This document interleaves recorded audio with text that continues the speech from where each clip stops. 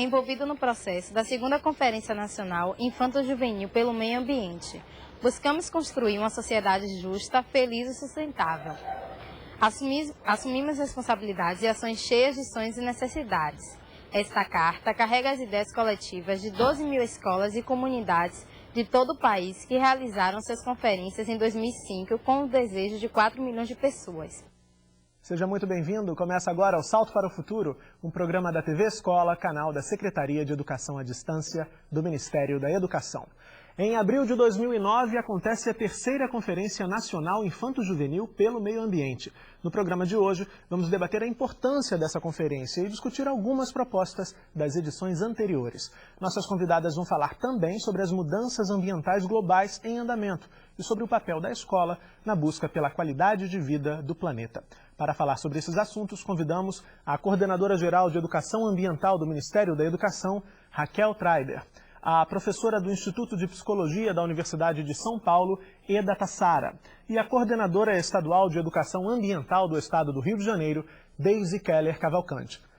Muitas escolas do país desenvolvem projetos relacionados aos temas presentes na Conferência Nacional Infanto-Juvenil pelo Meio Ambiente. No bairro da Pavuna, na cidade do Rio de Janeiro, a nossa equipe conheceu um trabalho de um professor que, desde a sua participação na primeira conferência, luta pelas causas ambientalistas junto com seus alunos. Bairro da Pavuna, município do Rio de Janeiro. Na Escola Municipal Deputado Wilton Gama, as questões relacionadas ao meio ambiente fazem parte do projeto político-pedagógico desde 2003. A participação da escola na primeira Conferência Infanto-Juvenil do Meio Ambiente, a mim, especialmente, influenciou, assim como outros professores também, no sentido de que nós passamos a discutir as questões ambientais de maneira mais integrada, buscando a participação de alunos e professores nesse processo. E as conferências são processos importantes dentro de uma democracia participativa. O cidadão ele tem o direito de participar da elaboração, fiscalização e implementação das políticas governamentais que têm a ver com sua vida. A preocupação com o meio ambiente deu origem em 2007 à primeira Conferência Infanto-Juvenil pela Justiça Ambiental, organizada pelas escolas da região. A Conferência Infanto-Juvenil pela Justiça Ambiental, ela foi um desdobramento da primeira Conferência Infanto-Juvenil Nacional de Meio Ambiente. Mas por que Justiça Ambiental? Nós escolhemos um olhar que é o olhar de que existem pessoas que vivem, grupos populacionais que vivem injustiças ambientais. Nós temos grupos que têm mais acesso à educação, ao lazer, à saúde, à cultura e maior renda, outros grupos que não têm acesso a todos esses benefícios da cidade e ainda sofrem com condições ambientais precárias. Neste encontro, a pauta do debate envolve a busca de soluções para um dos problemas ambientais do bairro. No Rio Pavuna, nós como moradores não deveríamos mais jogar lixos lá. E a parte do governo, das autoridades, limpar os rios. Porque eu lembro que pessoas antigas, se você for lá conversar, eles falam que aqueles rios eram navegáveis. Minha mãe dizia que tinha peixe, essas coisas todas. A gente vai ficar parado só esperando. Não, a gente tem que fazer alguma coisa em prol disso. Nós temos que se mobilizar, juntar um grupo. Ou então mesmo fazer seus pedidos mesmo às autoridades. Entre os alunos estão os que foram eleitos delegados e suplentes para representar os anseios de cada turma da escola. O delegado ele não pode desistir na primeira ou segundo obstáculo. Tem que ir até o fim, até aquele sonho, até poder virar realidade. Ele tem que ser responsável, ele tem que gostar do que ele faz. Porque não adianta você fazer uma coisa só para aparecer ou para ficar mais popular, não importa. A gente quer que essas crianças e jovens se assumirem um dia, participarem de algum movimento social, se assumirem a liderança de algum movimento ou se assumirem algum cargo público, que esse jovem tenha esse respeito ao outro, ao cidadão a que ele está servindo. Alunos e professores já estão em ritmo de mobilização para a conferência na escola. O próximo passo será a etapa estadual e, em seguida, a terceira Conferência Nacional Infanto-Juvenil pelo Meio Ambiente. A escola está se preparando com muitas coisas, como debates, mobilizações nas salas e conscientização de alunos e professores. A conferência não pode ser foguetório ecológico. Ela não pode ser um momento que acontece, virou festa, desapareceu, caiu no esquecimento. Ela tem que ser algo contínuo.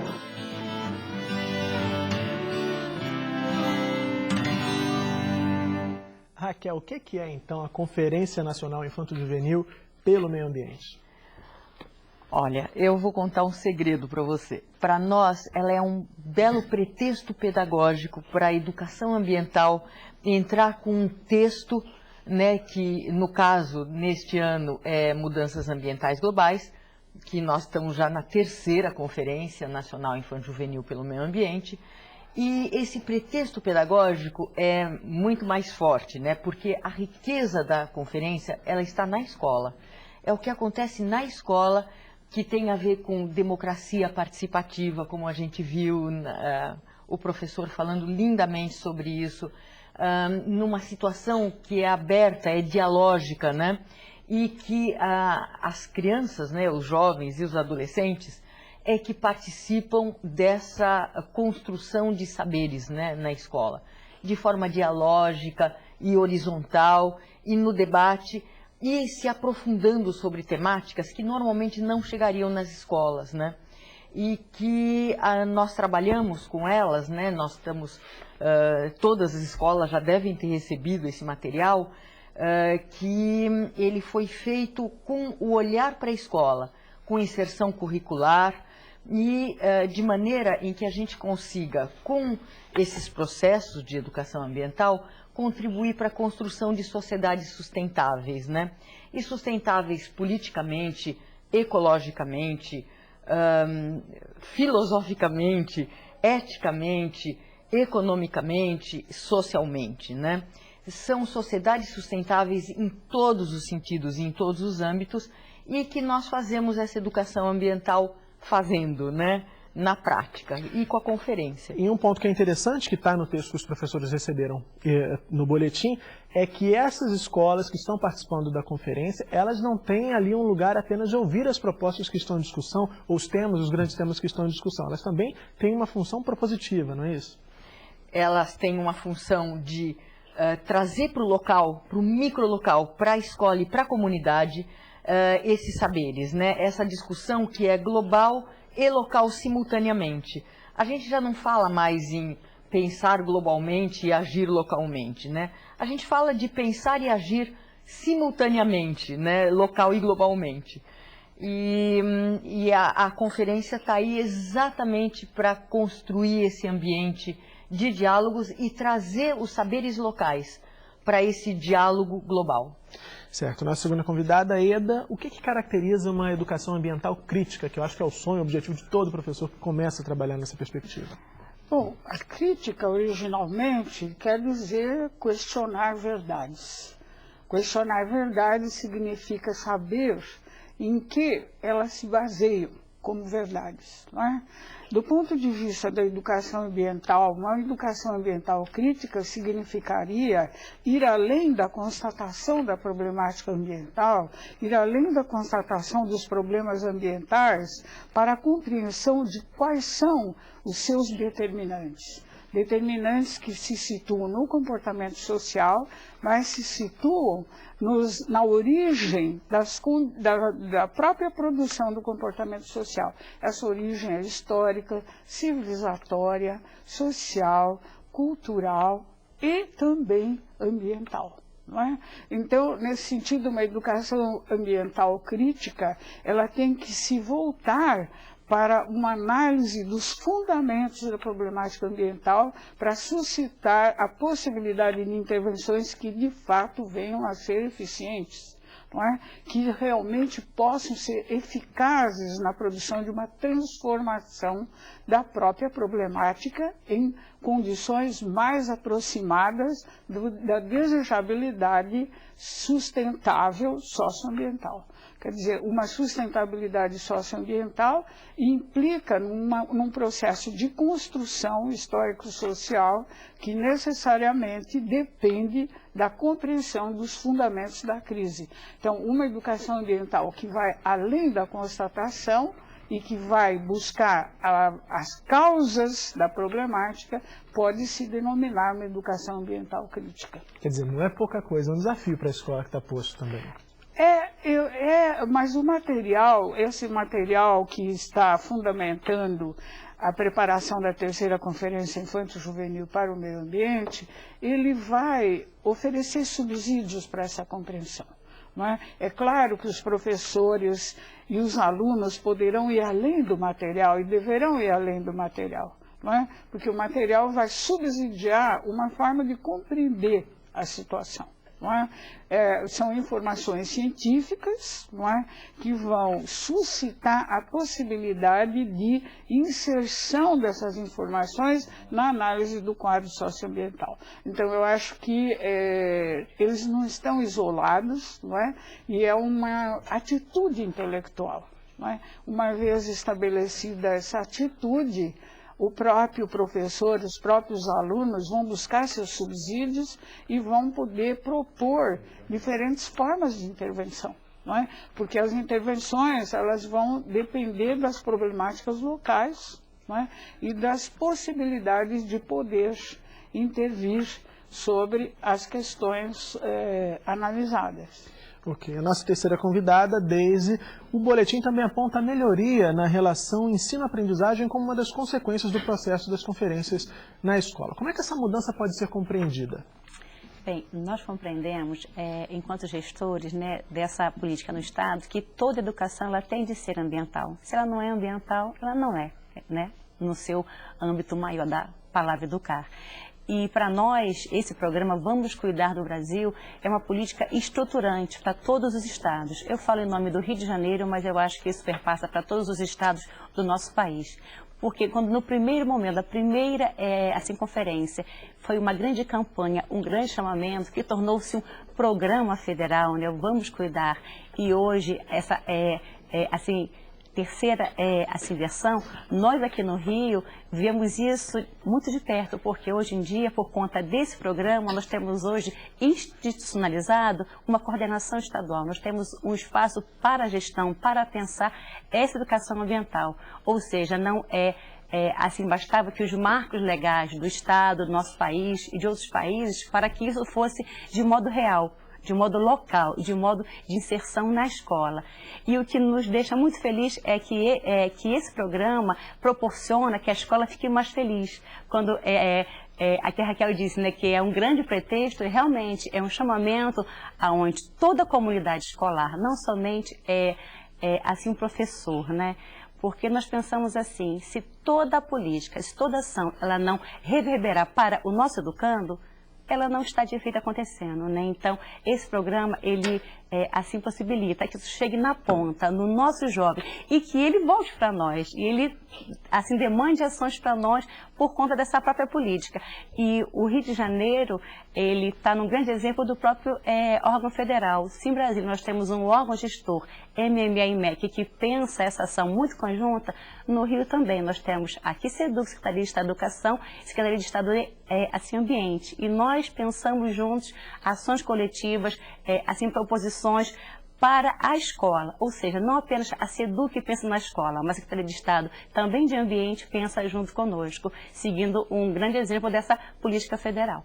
E agora, nesse momento, as escolas do Rio de Janeiro já estão em processo de conferência, já estão se preparando para a terceira conferência? Na verdade, nós estamos já há uns 3 meses nesse movimento, né, muito feliz. Nós estamos fazendo pré-conferências já.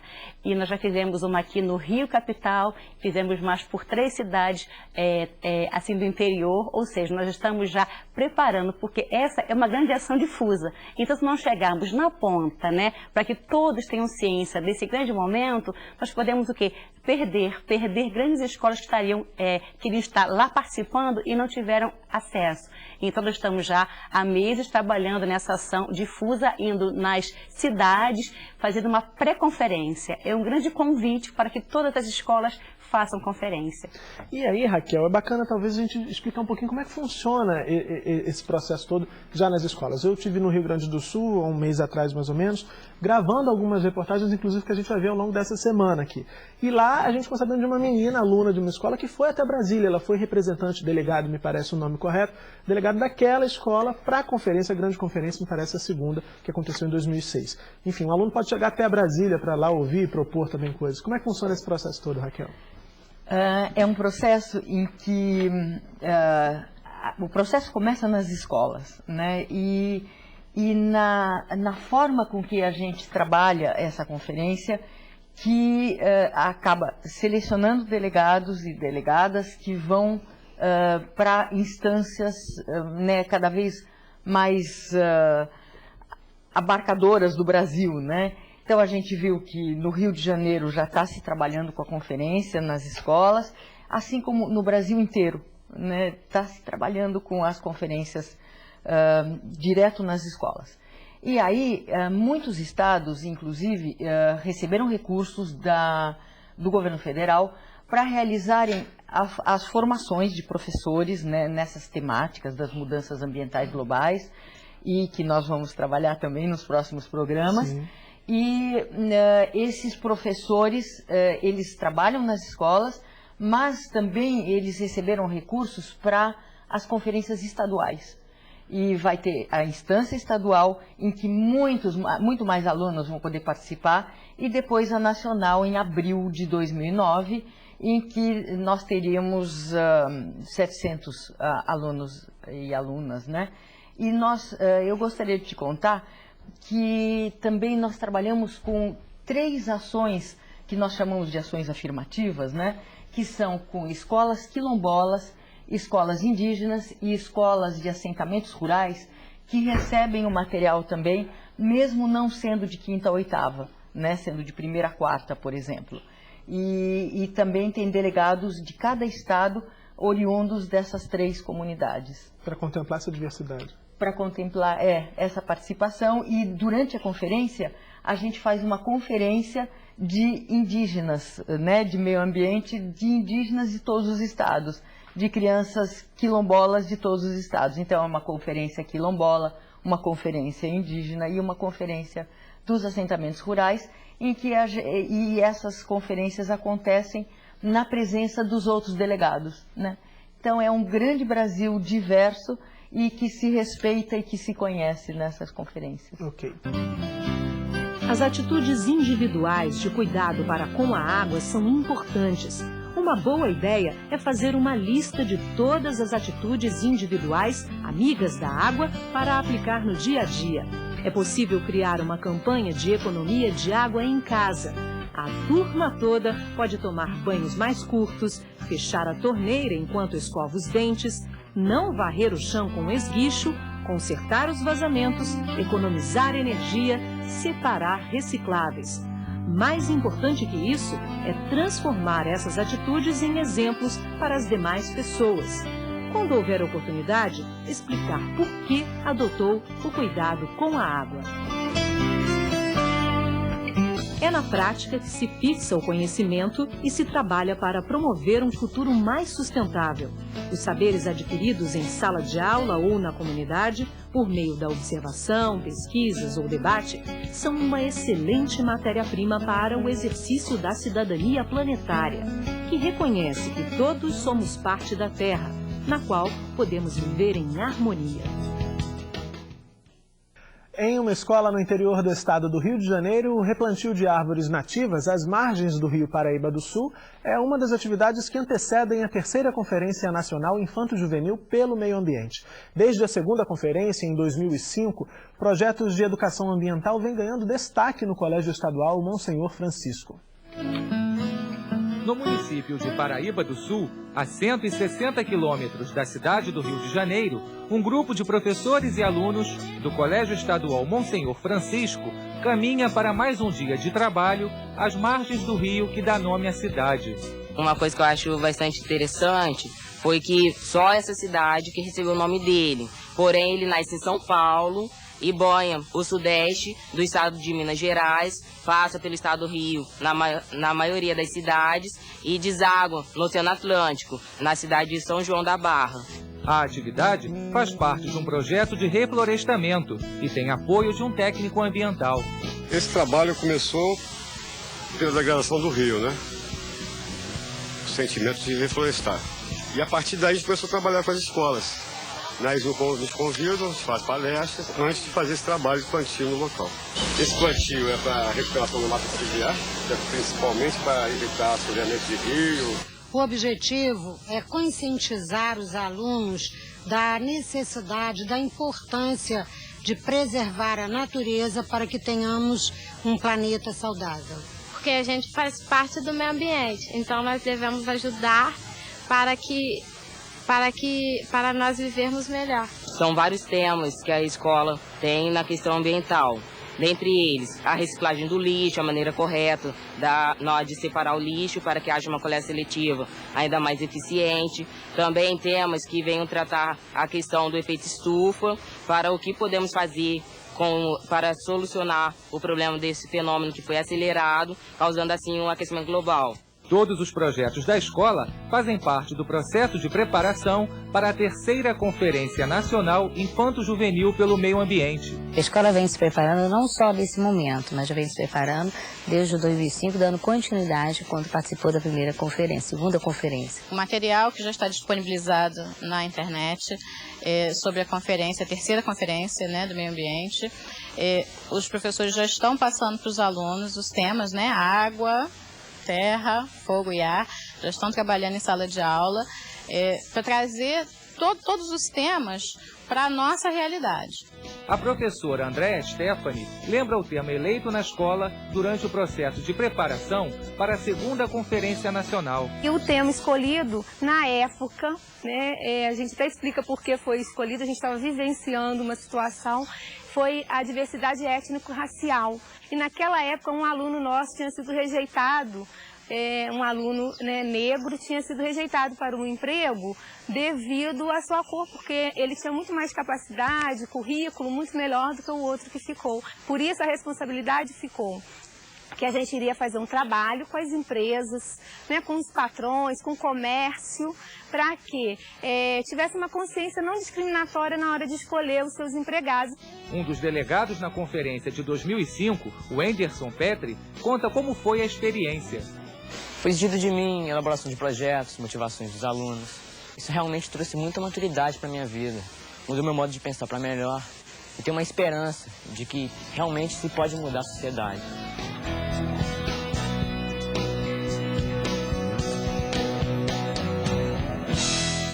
Eda, a gente viu aí a escola se preparando para participar da conferência, já em processo de preparação.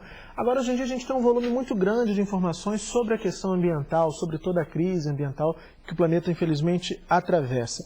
Essas informações, inclusive, é uma crítica que está no texto que os professores receberam, no boletim. Essas informações, muitas vezes, não chegam até a escola, até os telespectadores, de forma contextualizada. Você acredita que o trabalho nas conferências, nas escolas, ajuda que essa contextualização seja realizada e também de que forma que isso ajuda para que o aluno, para o professor e a comunidade onde a escola está inserida perceba os reflexos dessa grande crise que o planeta atravessa ali na sua própria comunidade? Eu acredito que a força da diversidade dos depoimentos, dos discursos, das narrativas e da apresentação dos problemas, como eles se concretizam nas realidades locais, que a conferência vai propiciar como um fórum de debate, é condição essencial para que se comece a estabelecer uma leitura plural que só pode ter uma lógica na contextualização sistêmica, isto é, vendo a problemática socioambiental como uma produção que se dá de forma articulada e que relaciona o comportamento das pessoas com os fundamentos sociais, culturais e históricos desse comportamento. Então, eu acredito na força da pluralidade de discursos para propiciar uma visualização do problema como uma globalidade, porque ouvindo o diferente eu percebo que a minha posição não é única, que a minha posição é uma das posições possíveis. Então, frente à diversidade de orientações em comunidades quilombolas, em comunidades indígenas, em comunidades vindas dos assentamentos rurais, você percebe a problemática assumida de formas diferentes e leituras diferentes. Isso leva à constatação de que há formas diferenciais de se ver a problemática ambiental. De maneira que a integração dessa diversidade só pode levar a um avanço na interpretação de sua globalidade. Eu gosto de usar a definição dos geógrafos eminentes da Universidade de São Paulo, Milton Santos e Assis Absaber, que eles conceituam o ambiente no sentido socioambiente. Então, o ambiente é a organização humana no espaço total, que compreende os fragmentos territoriais em sua globalidade. Isso significa que esta possibilidade da conferência é a coisa mais próxima possível da visualização desta forma de socioambiente. Ok. Raquel, de que forma que os saberes e a participação dos integrantes da comunidade são valorizados no processo de conferência? A conferência parte dos saberes locais, né? Ela dialoga com esses saberes locais e numa perspectiva da escola se tornar um espaço de educação integral e integrada, né, entre si. E a escola, então, com a vinda da comunidade no dia da conferência, para os alunos mostrarem os projetos e discutirem a responsabilidade, a ação que aquela comunidade escolar vai assumir, né, a escola se torna um espaço que tem uma palavra linda, que tem uma origem linda, né, é um espaço republicano, né, a coisa pública, e onde se aprende ao longo da vida, permanentemente, e essa escola republicana é que convida, né, a comunidade a participar da construção dos saberes, né, não só o saber científico, que realmente deve entrar na escola, e nós temos nesse material sugestões de atividades com metodologia científica, mas os saberes tradicionais, os saberes originários, né, e os saberes do cotidiano que se constroem, né, na escola. E a conferência, ela fica um evento, né, muito efêmero, se a gente não continua nesse trabalho formando convidas, né, que são as comissões de meio ambiente e qualidade de vida na escola, que dialogam também com outros organismos e outras organizações na escola. E a gente pode continuar depois a falar um pouquinho mais sobre convidas. Certo. Deise, a Raquel chamou a atenção para a importância de que a conferência não seja encarada como um evento isolado na escola. A gente já teve a realização no país de 2 conferências anteriores. Gostaria que você comentasse um pouquinho os legados dessas 2 edições anteriores da conferência. Então, nós tivemos a primeira, a segunda, essa terceira, e o que para nós é muito claro hoje, que não é um evento, não é um dia com hora marcada, né? Mas é um momento de assim, educar-se permanentemente. A educação ambiental hoje é uma ação permanente na escola. É um processo, né? Podemos dizer isso muito claramente porque nós, em muitas escolas nossas, do Estado do Rio de Janeiro, nós temos ela já no seu PPP, seu projeto político pedagógico, onde está inserida como tema central essa educação ambiental. E nós estamos com uma média de 3 assim, processos semanais de escolas que mandam para nós, que elas querem fazer ações por conta própria, sem nenhum programa, projeto do nosso governo, ou do Estado, ou do máximo governo, né, assim, federal do MEC. Então, as escolas já buscam isso, essa educação permanente. E, desdobramento disso, né, quando a escola faz conferência, tem um momento já presencial que a escola, quando faz conferência, ela entra no programa do MEC. Então, ela automaticamente entra nesse programa e participa de um momento, assim, presencial, de formação. E por conta desse grande incentivo lá do Ministério, nós estamos lançando no Rio de Janeiro, no mês que vem, o primeiro livro, né? Um livro com grandes temáticas da área ambiental, uma grande construção nossa coletiva, com parcerias aqui na universidade. e voltado para o nosso professor, para o nosso aluno. Então, ou seja, esse momento de conferência é um momento de um grande convite, mas na verdade ele perpassa muitas outras ações.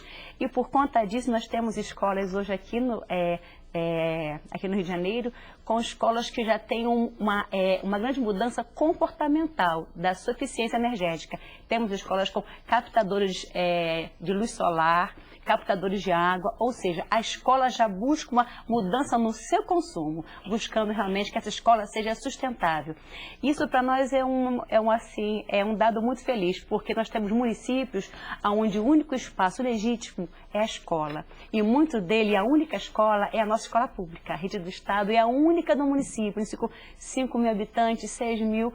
Então a escola é o espaço desse grande aprender, mas as pessoas se conhecem, se casam, fazem a sua festa, enfim, e discute a questão socioambiental também. E por conta disso, buscando para a escola esse espaço legítimo, as ações transformadoras de uma eficiência energética para todo o planeta.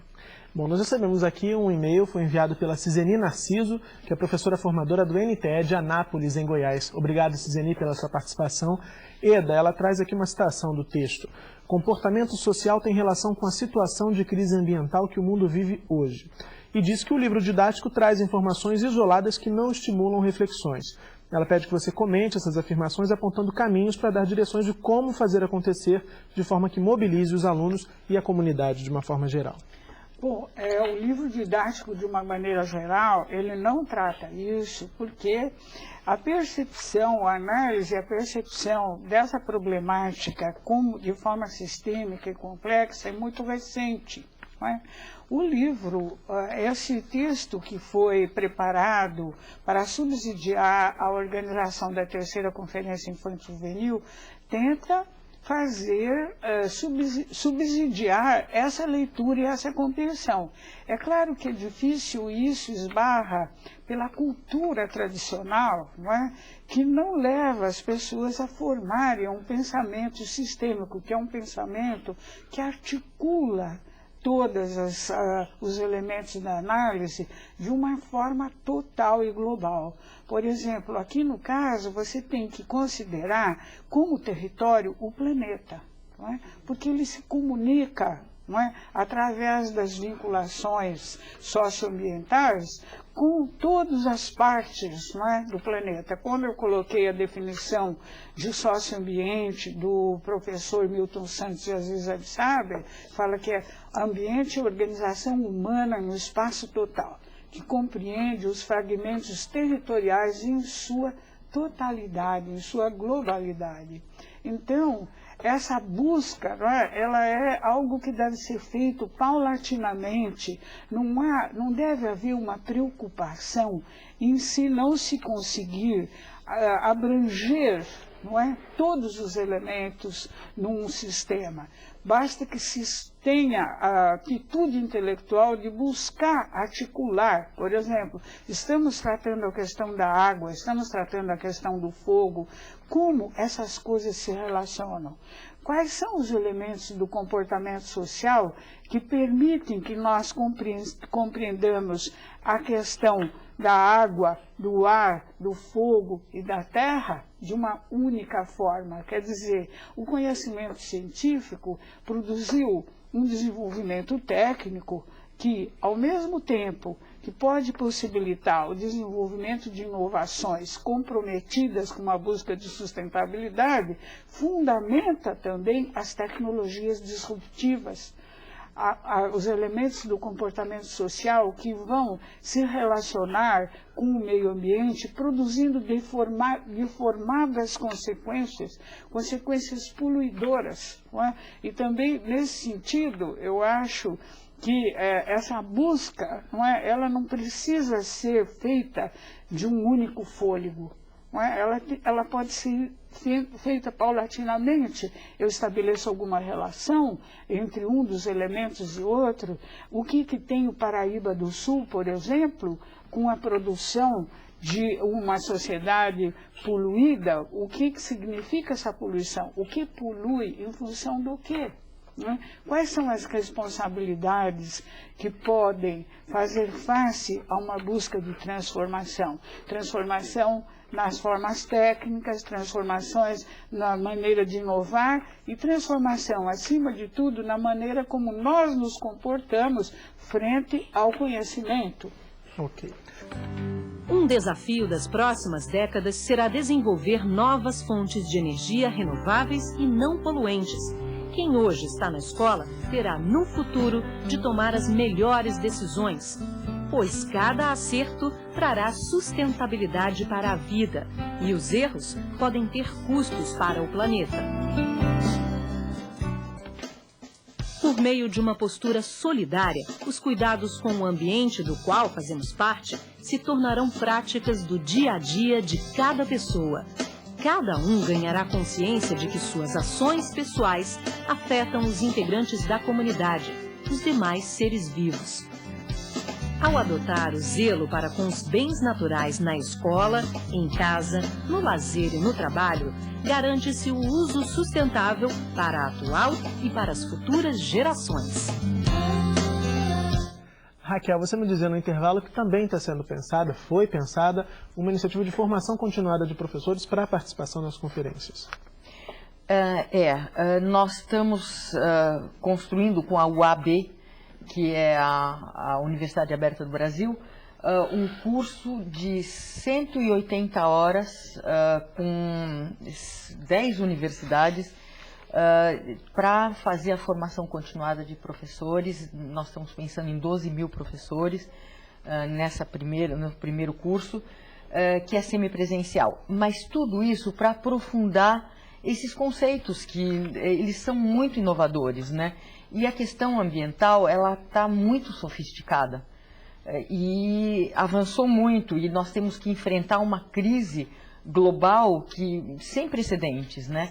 Então, com isso, nós estamos formando professores, ao mesmo tempo construindo esses espaços de debates, enviando esses materiais que são com o olhar sistêmico e da complexidade, e também formando convidas nas escolas, que é uma ação estruturante, né, em que esses debates podem continuar e devem continuar nas escolas, e com a formação de professores também. Você também chamava atenção para a questão das responsabilidades, não é isso? Uhum. Cada escola escolhe, né, e elege uma responsabilidade e uma ação. Não é só fazer o debate, mas é também debater com as comunidades, né, qual é a responsabilidade que essa comunidade tem com relação a ações transformadoras, né? Nós falamos de ações mitigadoras, que são globais, ações adaptativas, que são regionais ou nacionais, em geral tecnológicas e tal, a esses processos de mudanças climáticas, de mudanças ambientais, né? Mas nós temos que falar e muito sobre as ações preventivas, e que são as ações responsáveis, né, e educadoras, e as ações transformadoras, que são locais, microlocais, que acontecem nas escolas e estão ao alcance das nossas mãos e ao alcance das nossas comunidades, e tudo isso nós trabalhamos nesse material, né, que nós estamos mandando para as escolas. E com isso a gente trabalha o conceito de responsabilidades, que é muito interessante, porque as responsabilidades, elas existem na exata medida e proporção em que aquelas comunidades, as escolas, têm de acesso ao poder, ao conhecimento, né, poder econômico, poder político, e a cada grupo social, né? Então, os empresários, os políticos, eles têm outro tipo de responsabilidades que eles precisam assumir, de acordo na proporção do seu acesso aos conhecimentos e ao poder. É muito interessante trabalhar com isso, né? E construir ações, que são as formas transformadoras da gente colocar essa educação ambiental crítica com as responsabilidades na prática. Deise, aí eu fico pensando que talvez o professor, muito provavelmente que esteja nos assistindo já nesse terceiro bloco, fique pensando assim, bom, mas são muitos desafios para que eu consiga desenvolver esse trabalho, implementar essa dinâmica das conferências aqui na minha escola. Queria que você falasse que desafios são esses, além da mobilização do próprio professor e dos seus pares dentro dessa escola. Você falou uma coisa muito importante, Murilo, né, dos nossos pares. Eu costumo dizer que o nosso desafio é o nosso professor, né? Que ele tem, na verdade, comprometimento com essa ação, porque o nosso educando, o nosso jovem, ele está lá, pronto para receber, né, de coração aberto, enfim, com toda a vontade. O nosso desafio é o nosso par, é o nosso professor. E eu, como sou da rede há quase 20 anos, falo isso muito à vontade, né? E aí o que vem colaborar profundamente nisso é essa formação, que é o momento presencial. E a exemplo do Ministério também, nós aqui no Rio de Janeiro, nós temos uma ação dessa formação continuada. De 180 horas, já estamos em prática, né, com a nossa primeira turma, com 154 escolas, culmina no dia 14 de outubro.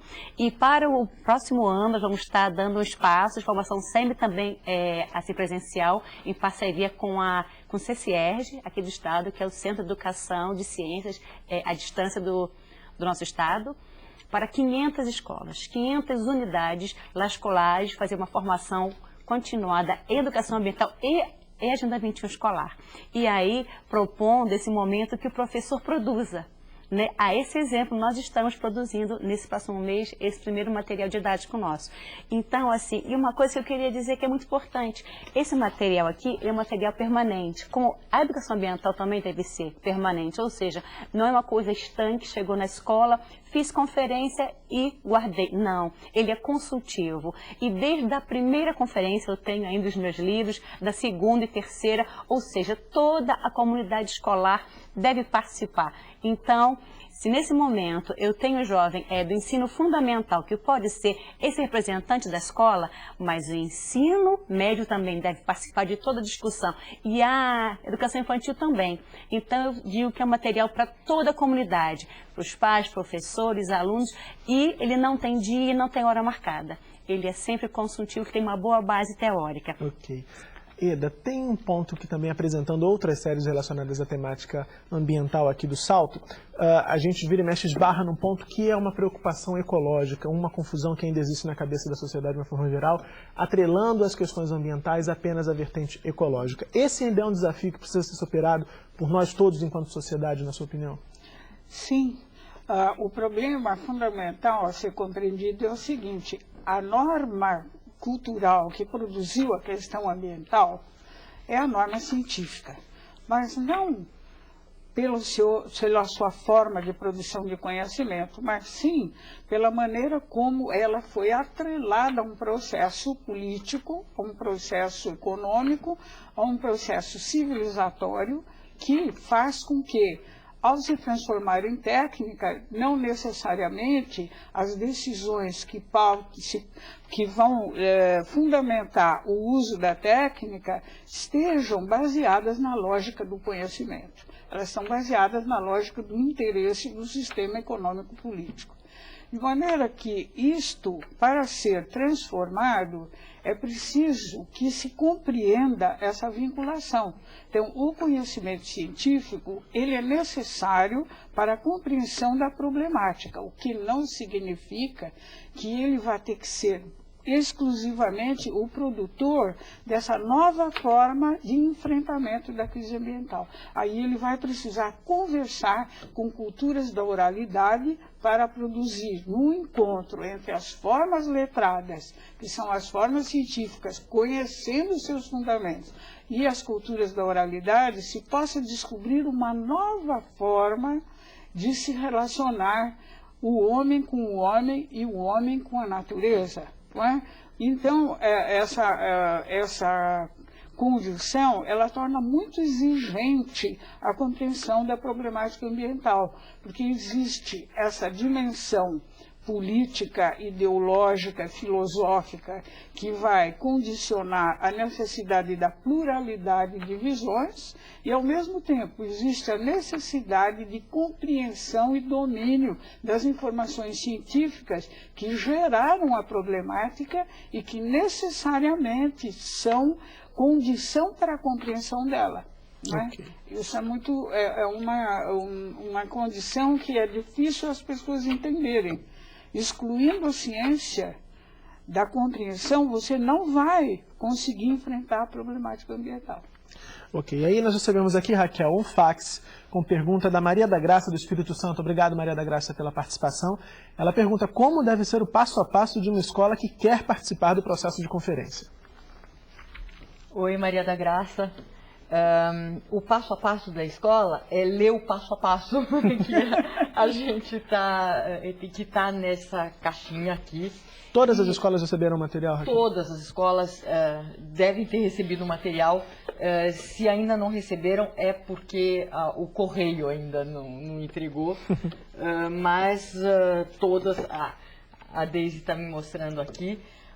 Esse é o passo a passo, né, da conferência na escola, e ele traz em bastante detalhes, né, como se deve acontecer a conferência na escola, como eleger um delegado, uma delegada, quais são as características desse jovem, né, delegado, por que ele pode ser eleito e tal, e também a questão das responsabilidades, como preencher essa folha de resposta, né, que vem aqui no final e que depois tem que ser enviada e tem que ser colocado na internet, cadastrada a responsabilidade, o delegado e tal, a conferência da escola tem que ser cadastrada e ser enviada para nós, né, nesse envelope resposta. E tem também uma surpresa nesse material aqui do passo a passo, que é a questão da educomunicação, que é muito querida para nós, né? A educomunicação é como é que a gente faz a gestão da comunicação nos espaços da escola com a produção para os meios, né? E então as escolas, elas podem pegar essas responsabilidades e esse debate e transformar em peças de teatro, pode, né? E também em vídeos, em programas de rádio, para rádio comunitária, em jornais murais, em todos os tipos, né, e formas de comunicação, para que essa educomunicação participe da escola, assim como as disciplinas escolares participam, né? E tudo isso está nesse passo a passo. Bom, a gente já está chegando aqui ao finalzinho do Salto para o Futuro de hoje, hora, como você já sabe, de começar a ouvir as considerações finais das nossas convidadas. Deise, por favor, gostaria de começar te ouvindo. Quais são os seus destaques? Eu gostaria de dizer a todos os nossos colegas das redes estaduais, municipais, porque esse é um programa para todos. E educação não tem divisão geográfica. É a política para todos, né? Como disse Raquel, ela é uma república, é para todos os cidadãos. E eu convido a todos os nossos colegas a propiciar esse momento reflexivo, né, inclusivo na nossa escola. E lembrando nosso querido Paulo Freire, a escola tem que ser um espaço feliz, acima de tudo, democrático, plural, mas muito feliz, né? Temos que ter prazer de estar ali naquele ambiente. E lembrando, quando a escola realizar a sua conferência, né, ela preencher o envelope resposta, ela vai ter que enviar, no caso, no passo a passo diz para onde deve enviar. No estado do Rio de Janeiro, a Secretaria de Estado da Educação, mas o passo a passo tem endereço de todos os estados para onde deve ser assim enviado, e a comissão do estado que vai tratar com muito carinho todo esse material. Então eu faço um grande convite ou uma grande convida, né, que a escola realmente tem que ser alegre, viva, feliz, convida para participarmos desse momento, que é um momento de inclusão, né, que é uma política pública, é uma política de educação permanente a todos os nossos colegas da rede pública do estado do Rio de Janeiro e de todo o nosso país. Ok, Deise, obrigado pela participação. Reda, por favor, suas considerações finais. Olha, eu gostaria de dizer, eu sempre digo assim, ainda não existe uma política ambiental pensada com P maiúsculo. A política ambiental com P maiúsculo significa construção intencional, poética e compartilhada do futuro. Eu acredito que as conferências infanto-juvenis para o meio ambiente são um passo na direção da construção de uma política ambiental pensada dessa forma. Eu gostaria de deixar uma mensagem a todos os educadores e educadores do Brasil, não é? Educadores populares, professores, não é? Que acreditem na possibilidade de construção de uma política ambiental pensada dessa forma. Isto seria uma invenção histórica que nunca foi ainda realizada, mas que eu acredito cujas bases estão sendo lançadas com essas políticas públicas e justamente em decorrência da crise ambiental. É o lado construtivo, não é, da crise ambiental. Okay. Ela gerar consciência para uma ação de construção de uma política ambiental. Ok, Eda, muito obrigado pela participação. Raquel, por favor, suas considerações finais. São bem práticas. Eu queria indicar o site, o sítio, né, na internet, onde as escolas vão se cadastrar, mas também onde elas podem debater, encontrar blogs e encontrar outras escolas numa comunidade virtual de aprendizagem, que nós estamos fazendo junto com o EducaRede, e também todos os materiais da conferência. É um espaço de debates de construção dessas sociedades sustentáveis e dessas políticas com P maiúsculo, né? De educação integral. Essa questão ambiental é uma das bases da educação integral, né? E o sítio na internet é www.mec.gov.br/Conferência Infanto 2008, tudo junto. A gente ainda tem um tempinho, bem breve, só para contemplar a Cristina do Paraná, que pergunta: para participar da terceira conferência, a escola precisa ter participado da primeira e da segunda? Não, de jeito nenhum. Ela pode recuperar o tempo perdido e participar dessa terceira conferência com todo prazer. Estamos de braços abertos e muito boa sorte, muita felicidade, né?